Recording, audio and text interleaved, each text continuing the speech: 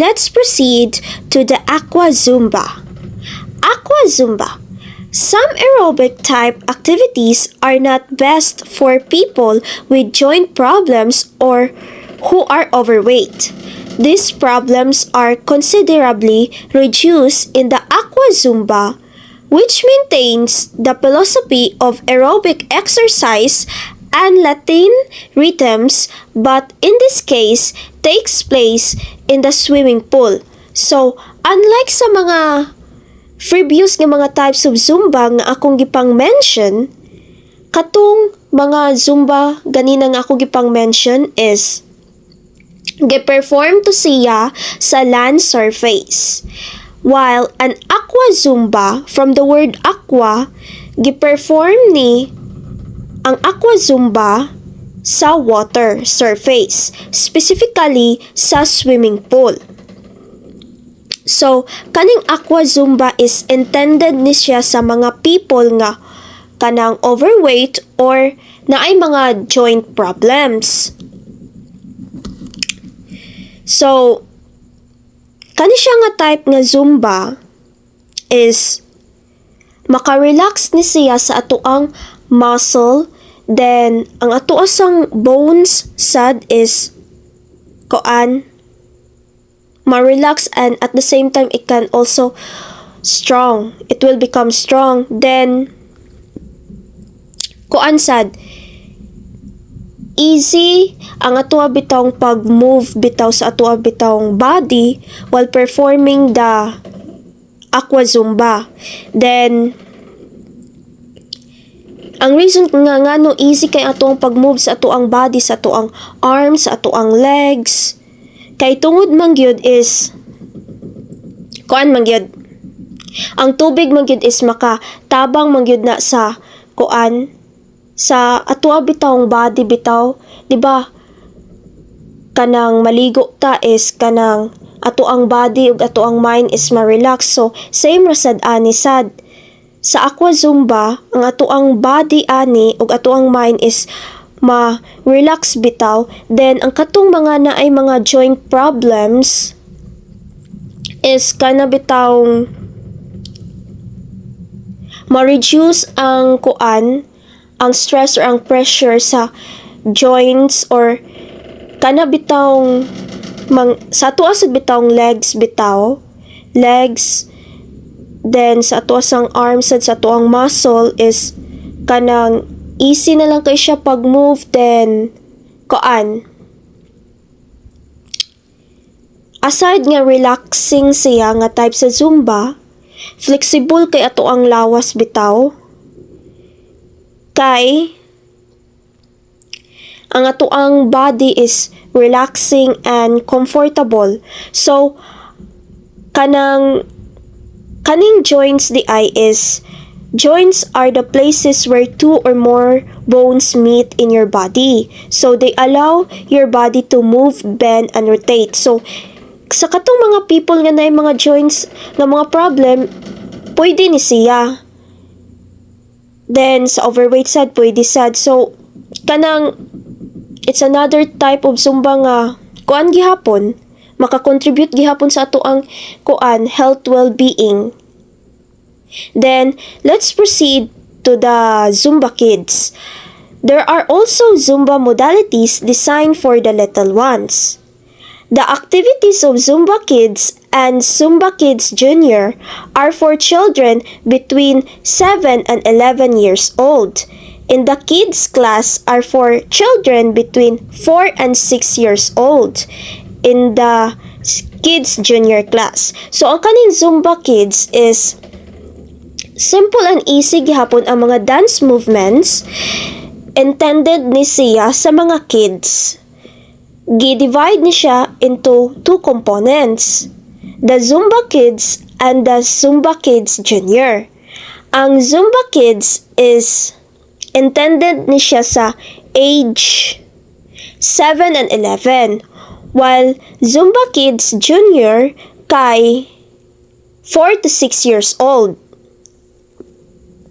Ang purpose ani nga type sa Zumba is improve physical health, by making children active and helping develop endurance, strength, and flexibility. So, maka-improve gihapon sa overall physical health sa mga children.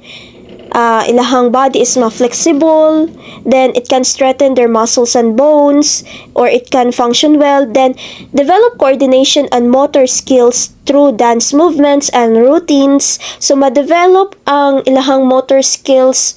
When we say motor skills is kana ilahang the way how they move, bend, and stretch their parts of the body. Then encourage teamwork and social interaction because children participate with others, makasocialize sila, na ay teamwork.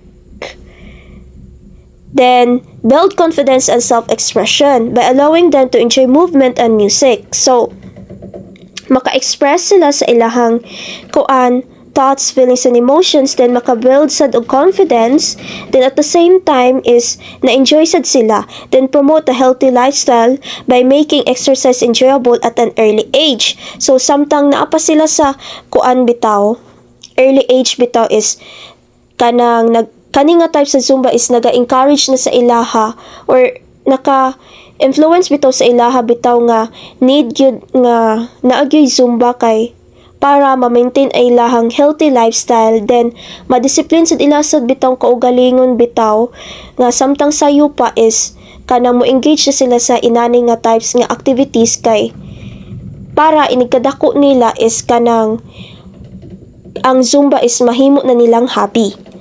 Then Zumba Sentao. The Zumba Sentao, as its name indicates, is a kind of Zumba that is carried out in a seated position. It is ideal for those with leg problems or reduced mobility. But it is also a good way for those who want to start in the world of Zumba with an exercise that requires less effort and physical coordination. So, ang kanidi ay Zumba Sentao di ay is nagya po ni siya equipment. Mag-perform ka ani sa mga dance movements is while naglingkod ka. Imuhang legs, imuhang arms, ang imuhang gamit ani sa pag-move or pag-perform. Then, intended ni siya sa katong na ay leg problems or para maka-reduce sa mobility.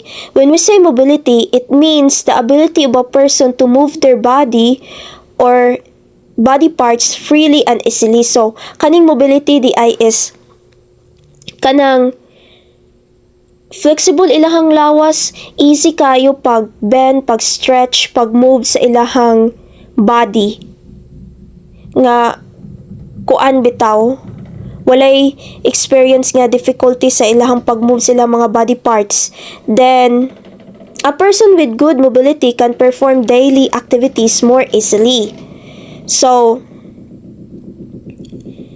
kanang it can also kanang pwede sa nisad siya sad sa kanang beginners, then it also helps improve strength, coordination, and fitness while reducing stress on the legs and joints. Then mag-perform ka ani is dili lang ikaw usa, daghan mo ani, then kuan sad siya sad kanang mahappy ka ani while mag-perform ka ni alangan kay tungod kanang aside nga makasocialize ka kanang kuan sad siya sad nindot sad siya sad sa paminaw while nagperform ka ani alangan kay kuan kaayo di parehas uban bitaw nga kanang Zumba bitaw nga magkuan ka magbarog ka nya, whereas sa ani nga Zumba is kanang kuan man maglingkod ka, so kuan kay ka kanang nindot kay sa feeling. Then Zombini is the last type of Zumba. The Zombini is a Zumba class adapted for parents and children between 0 and 4 years of age. Exercises are very relaxed and focus on the cognitive and motor development of infants. Also, in the typical Zumba exercise frame. Today, It is even accompanied by reading material and mobile applications. So, ang Zumbini di ay it is a type of Zumba nga ang ni-perform kay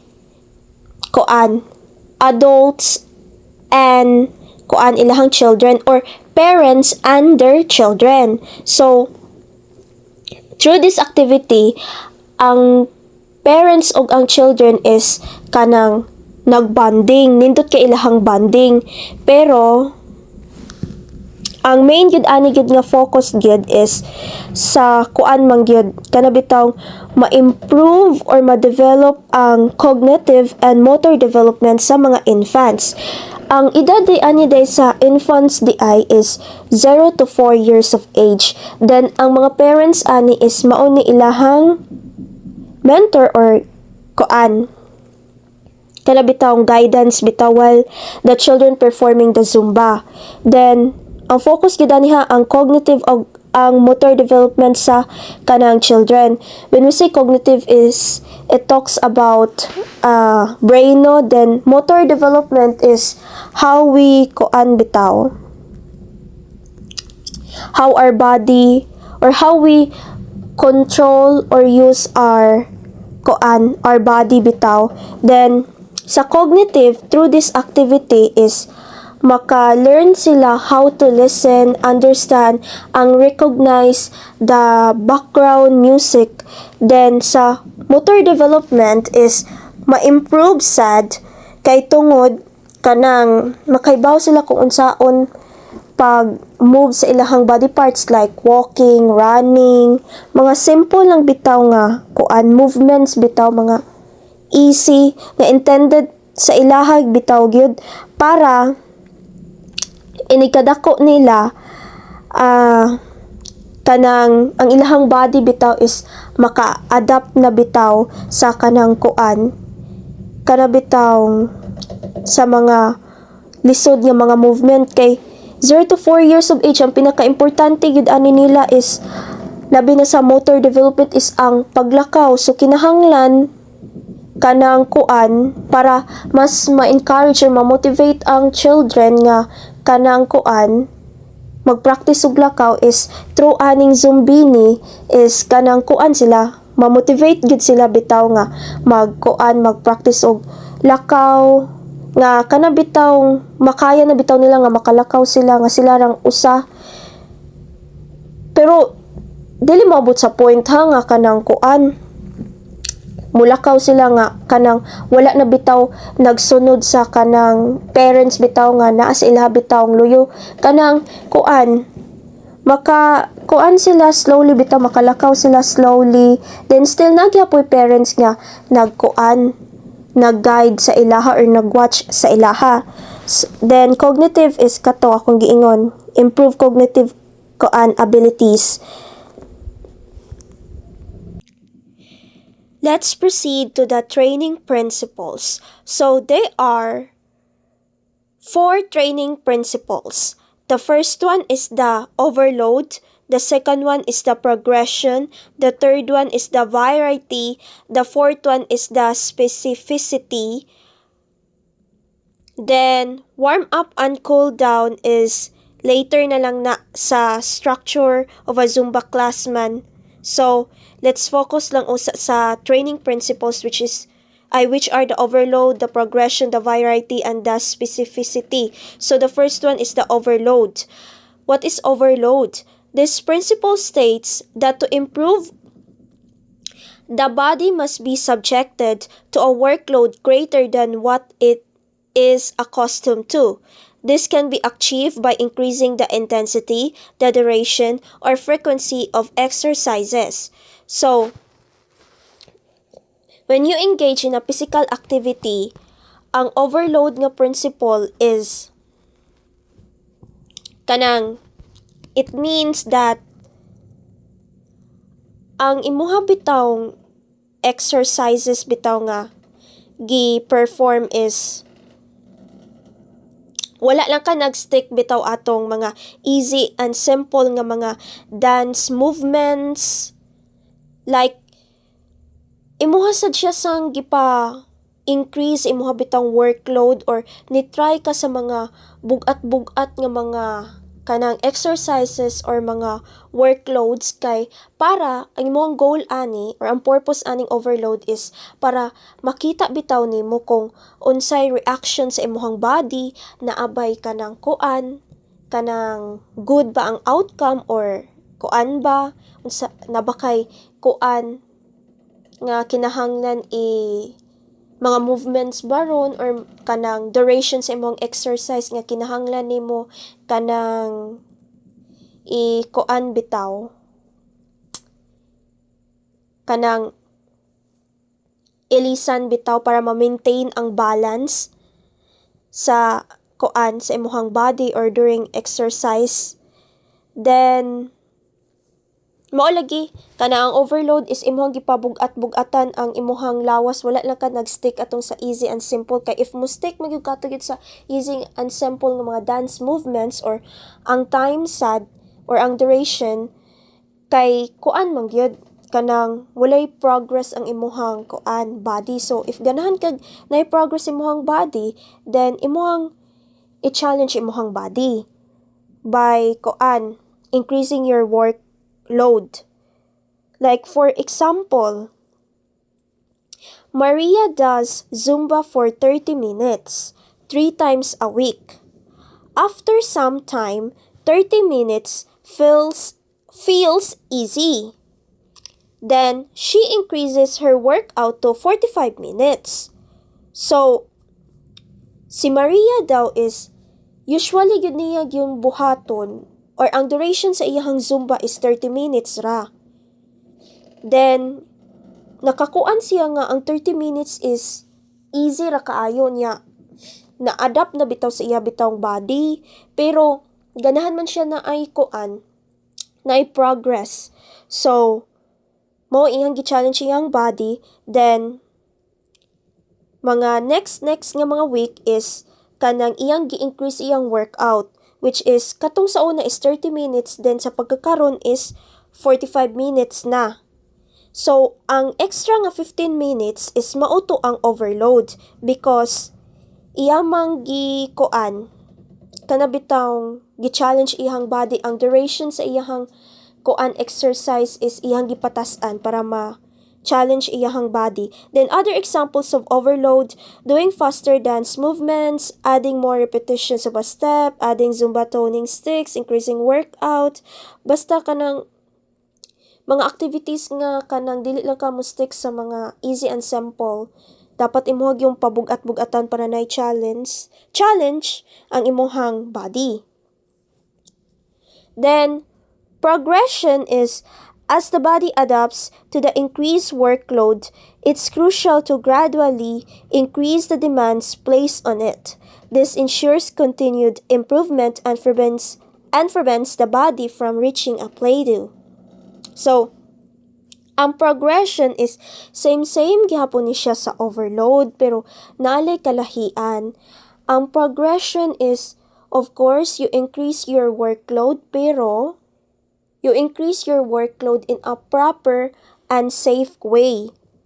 So, you increase your workload gradually or slowly from kanabitawng slowly and properly para makita bitaw nimo unsay reaction sa imong body gihapon. So, for example, Maria does not suddenly jump from 30 minutes to 2 hours. So instead, buong week 1, ang iyang duration sa iyang Zumba is 30 minutes. Sa week 2, iyang Zumba is kanang 35 minutes, then sa week 3, Zumba is 40 minutes, then sa week 4 is Zumba 45 minutes. So, as you can see, kanang ang iyahang workload is, especially sa kanang time or duration is chronological ra gyud kaayo. Kay sa week 1 is kanang 30 minutes, then sa week 2 is 35 minutes, which is sa week 2 is ni-add na siya 5 minutes. Then sa week 3 is ni-add gyapon siya 5 minutes na 40 minutes na. Then sa week 4 is ni-add gyapon siya og 5 minutes. So, ang koan, in short, ang progression is you increase the challenge step by step. So, kanang makita gihapon nimo ang koan, progress sa imuhang koan body kay imo man gihapon gi-increase imuhang workload. Then ma-achieve gihapon nimo ang gusto nimong ma-achieve nga kanang healthy goals kay koan man kaning progression kay koan, you didn't apply it safely, you also apply or practice it koan in a proper way or good way nga kay koan man gyud ang reason nga kinahanglan imo na siyang i-step by step ang imuhang pagkuan sa kuan bitaw pag-increase sa imuhang workloads kay para bitaw ang imuhang body is dili bitaw makalitan bitaw sa mga bugat nga mga buluhaton kay kanang lisod na if kanang makalitan imuhang body nag-adjust pa baya na slowly ang imuha bayang body baya para maka-adapt na gyud sa mga bugat nga mga buluhaton.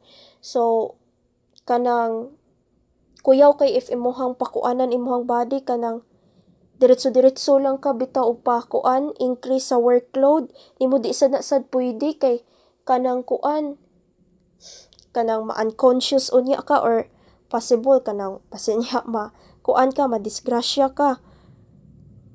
And then the third one is the variety.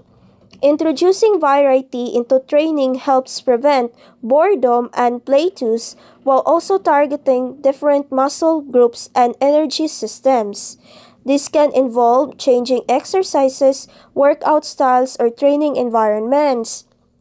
So, sa variety is kanang kuan ni siya. Meaning, mga exercises nga imuhang gi-perform or imuhang gi-train is kanang kada week is lahi-lahi or everyday baron lahi-lahi nga mga exercise, mga kuan, intensity or duration, imuhang location is lahi-lahi sad. Wala lang ka nagstick sa usa ka or nag-focus sa usa ka kanang exercises. Like for example, Monday imong gi-perform is kuan, classic Zumba, which is the original Zumba. Then pag Wednesday is Zumba toning using toning sticks. Pag Friday is Aqua Zumba in the pool. So, di ba? Makita nato is lahi-lahi siya nga environment nga imuhang gikuanan, giperforman, then lahi-lahi sad siya sa types of exercises or activities nga imuhang gipang-perform. So, ang purpose ning variety is para bitaw maka-avoid ka og boredom. Boredom gani is meaning kuan dili bitaw kalaayon bitaw then ang imuhasang body sad is ma-energize sad og samot, mo boost imuhang stamina, then ma-enjoy sad kag samot sad kay kuan man ng lahi-lahi nga exercises, mga environments nga imuhang gipang kuanan. Then kuan sad different types of exercises is lahi-lahi siya og kanang kuan bitaw outcomes or contribution sa atoang health body. Sa atoang health or sa atoang body. So, if mo try kag mga lahi-lahi nga mga activities, mga exercises, so kanang kuan automatically na gyud na nga kuan mo function na different parts of your body or mo improve imong muscles, imong bones, unsa pa na diha imong joints baron, imong legs or knees nga mo perform bitaw well kay tungod man gyud different types of exercises kay maka-contribute lahi-lahi sila contribution sa atoang health or sa atoang body. Then specificity, this principle emphasizes that training should be specific to the desired outcome or sport.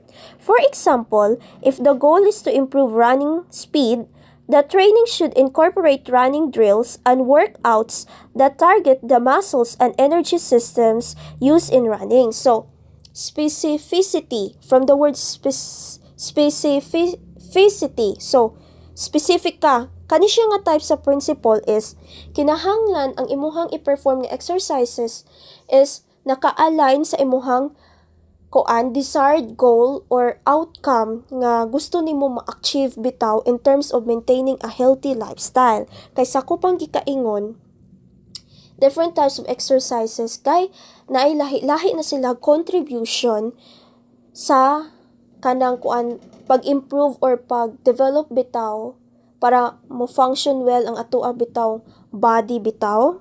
Then kinahanglan gyud nga kanang kuan ka specific ka para ma-achieve to nimo ang imong desired nga goal.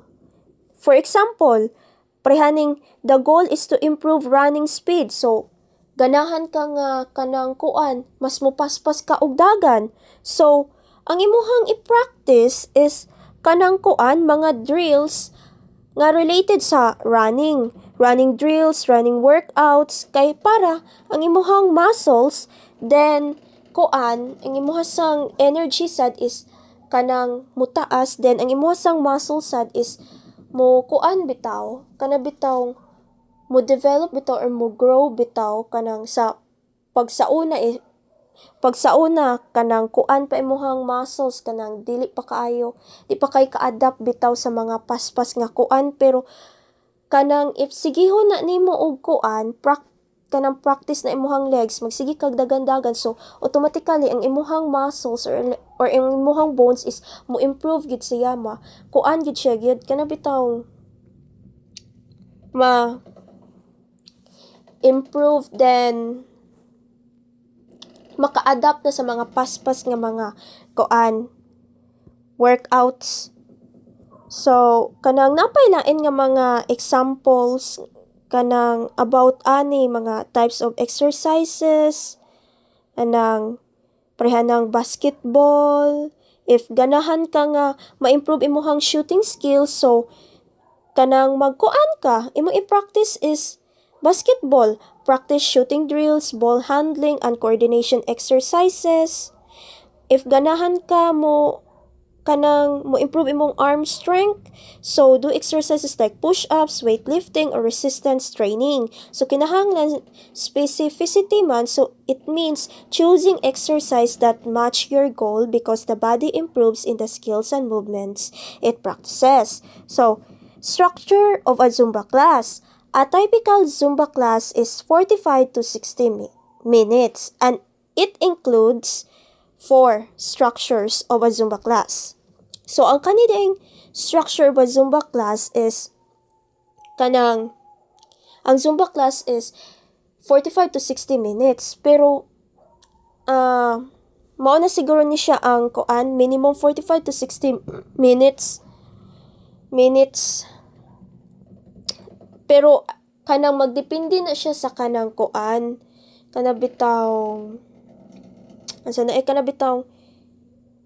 dance workout bitaw nga imuha bitaw i-practice bitaw kay namo gyud sa YouTube gyud nga kanang ang Zumba bitaw is kanang maabot siya og kanang dili lang 1 hour bitaw, moabot pa siya 1 hour and 30 minutes inana. So taas-taas ra na kay siya. So ang minimum ra gyud is 45 to 60 minutes. Dayon there are 4 structures no. The first one is the warm up. So ang warm up is it takes 5 to 10 minutes. Kanang light moves to prepare the body. Ang purpose aning warm up is before ka mag-exercise, dili gyud ni siya nimo dapat kalimtan ning warm up. Then ang warm up is kanang 5 to 10 minutes ra. Ang reason nga ngano dili nimo siya kalimtan ang warm up is ang warm up man gyud is mga easy and simple nga mga exercise, kanang stretching your arms, your legs, kay kanang it is the way nga para bitaw kanang nagprepare bitaw sa imuha bitawng body before ka or before bitaw ang imuha bitawng body bitaw is makuan nga bitawng dili makalitan bitaw imuhang body bitaw, basta maka-prepare sa imuhang body before ka nga ikaw ang imuhang body is kanang mo engage na gid sa katong main nga workout. Then kuan sad maka-avoid sad kasad og muscle soreness, stiffness or kanang mga muscle cramps if mag-warm up ka. Basta in short kanang it prepares your body before doing the exercise. Then main workout 30 to 40 minutes high and low intensity dance routines is kanang mao na gid ni siya kanang katong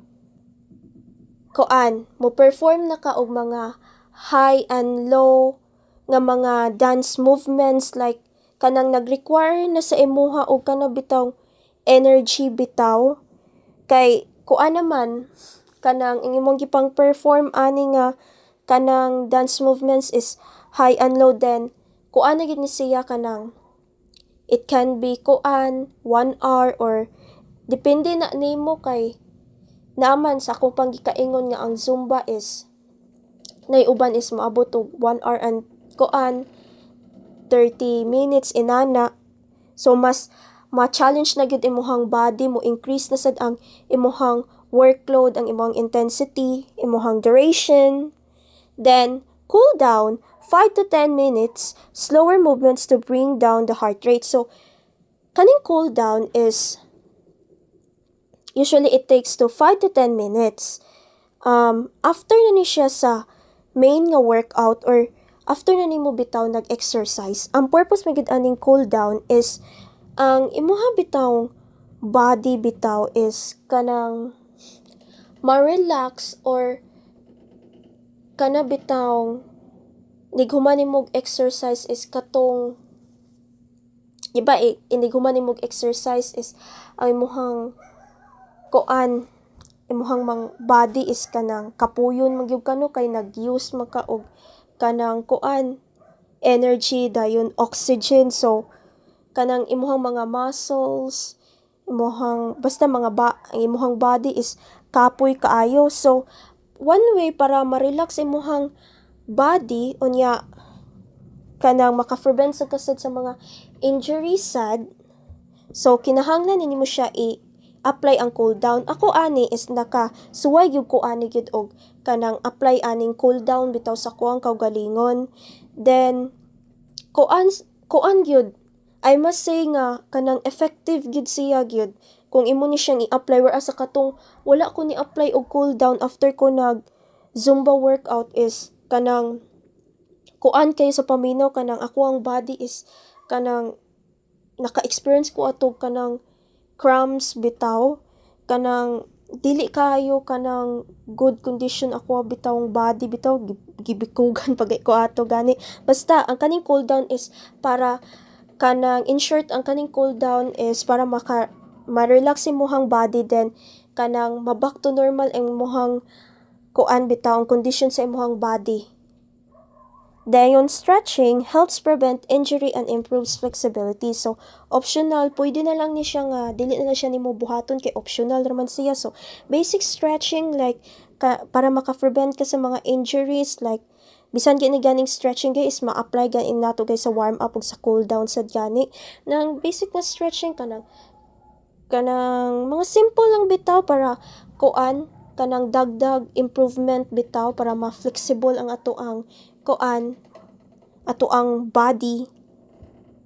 Then safety steps for Zumba participants: wear appropriate footwear, dance sneakers or cross trainers. So ang kaning safety tips for Zumba participants. So the first one is wear appropriate footwear. Dance sneakers or cross trainers is siya. Before ka mag mo perform sa Zumba or as a Zumba participants, kinahanglan dili gina nato gyud kalimtan gyud nga kanang magwear ta og footwear kay kanang PPE man na siya nato, personal protective equipment bitaw para maprotektahan ang atoa bitawng foot bitaw sa kanang mga dangerous nga mga butang kanang while during mag-exercise ta kanang dili bitaw kanang bitaw dili ta maslide labi na nang dangog ka itag tiil o di ba kanang nga mag-perform ta og Zumba di ba kuyaw kaayo na nga kanang makuan ta malukapa ta sa ubos bitaw or maslide ta kay tungod dangog lagi ka itag kanang tiil lagi so para maka-prevent ta sa mga injury parehaan nang maslide ta so the best way is magwear tag footwear and at the same time is protection sa siya sa mga kanang dili lang sa unsa ato ang natamakan bitaw kanang sad sa ato sad bitaw it is part bitaw of cleaning or protecting our body para ma-clean ang ato ang foot. Then, stay hydrated before, during, and after the session. So, dapat before, during, and after the session is inom yung kagyug og tubig yun. Kay, if dili ka mo inom og tubig, kanang kuyaw ka ana, makuyapan. So, kanang mo inom tag tubig is kanang dagdag na nato energy before, during, and after sa ato ang workout session. Kay di ba kanang after session is kanang while mag-perform tag Zumba is kusog ka ato ang heartbeat no nya dayong hangakon gaita so and at the same time sad is kanang daghan sad kayong sweats or singot bitaw ang mo release bitaw or ma-produce ato ang body so kato mga singot is kanang good way to showing nga kanang healthy ta then if mo inom ta is bitaw ma-replace to bitawng mga sweats if mo inom tag tubig is kato mga singot nga gipagawa sa tuang body is kanang nga bitawng ang tubig nga tong giinom is mautoy mo replace sa kanang sa ato bitawng body bitaw so mao nga makaproduce gihapon og kanang water ato ang body. Then listen to your body, modify movements if needed. So namagay mga dance movements gyud nga para sa imuha is kanang or sa imuha bitawng body bitaw is dili gyud nimo gyud bitaw ma-adapt bitaw nya dayon kung imuha na siyang pugson na ay part sa imuhang body ana nga ma-damage then dili na ka ma-motivate nga mo perform sa kanang kanang Zumba so it is the best way na lang gyud nga kanang kung unsa man gani masayon gani para gani sa imuha gani imo tong katong lisod gani kay imuha to siyang i-improvise imo to siyang alisdan, imo to siyang i-turn into sayon para kanang para bitaw maka-workout pa ka then happy and fun ang imuhang pag-workout then at the same time is dili pa kay danger sa imuhang body. Mao na ang buot pasabot sa listen to your body. Consult a physician before starting if you have medical conditions. So consult a physician, meaning ana is, before ka mag-start performing sa Zumba, kinahanglan magpakonsulta usa ka sa physician. Kay tungod, para bitaw mahibaw-an bitaw nimo, asa ka pwede nga kanang kana bitawng types of Zumba bitaw nga kanang intended para sa imuha nga kinahanglan nimo ma-perform para kanang imuhang body is kana bitawng easy bitaw kanang maka-adapt ra dayon kay lisod na labi naakay kanang medical conditions kay sa gikaingon ko pa lahi-lahi nga kanang kuan types of exercises kay lahi-lahi sad sila sad og kanang functions and contributions sa tuang body. Then use proper form to avoid injuries such as sprains or strains. So proper form or techniques kinahanglan na nimo i-practice while kanang nag-perform ka sa Zumba para na sa imong kayuhan, para ma-avoid nimo ang injuries, then pareha ng sprains or strains, kanang mga bone fracture. So kanang same ra sad ni siya og thoughts sa listen to your body. Listen to your body para mas nindot ang imuhang pagkuan, imuhang workout. Then that's all. Thank you everyone for listening.